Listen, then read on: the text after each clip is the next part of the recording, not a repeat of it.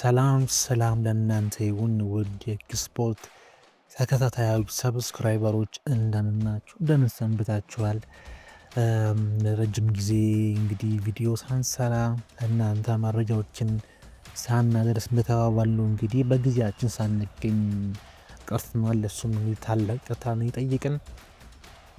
ከዚህ በኋላ በአዳዲስ ስራዎች በአዲስ መንፈስ በአዲስ ኃይል አዲሱ ሲዝንም ሊጀመር የሳምንታት ዕድሜ እንደቀሩት ሁላችንም እናውቃለንና ለሱ እንግዲህ በደንብ ተዘጋጅተን በስፖርታዊ መረጃዎች፣ በስፖርታዊ ትንተናዎች፣ በስፖርታዊ የኮከቦች ገጽ እንግዲህ ወደ እናንተ ለመምጣት ዝግጅታችንን ጨርሰናል። በአሁን ሰዓት ላይ ደግሞ የዝውውር መስኮቱ ሊዘጋ የሁለት ሳምንታት ዕድሜ ነው ብቻ ነው የቀሩት። እንግዲህ በእነዚህ ጊዜቶች እንግዲህ ክለቦች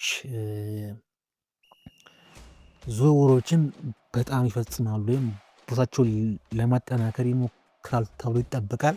እኛም የየክለቦቻችሁን የምትደግፉትን ክለብ እንግዲህ የዝውውር መረጃዎች ተከታትለን ለእናንተ ለማድረስ እስከ ዴድላይን ላይ የዝውውር ሰዓቷ እስከምትዘጋበት ቀን ድረስ እንግዲህ ለማድረስ ተዘጋጅተናል። እንግዲህ መረጃዎችን ስፖርታዊ ጉዳዮችን ስፖርታዊ ሀሳቦች የሚንጸባረቁበት ቻናል ኪክ ስፖርት ለመጣላችሁ እንግዲህ ኪክ ስፖርትን ሳብስክራይብ እያደረጋችሁ አዲስ ለሆናችሁ ደግሞ ሳብስክራይብ፣ ላይክ፣ ሼር እያደረጋችሁ የቻናላችን ቤተሰብ ሁኑ።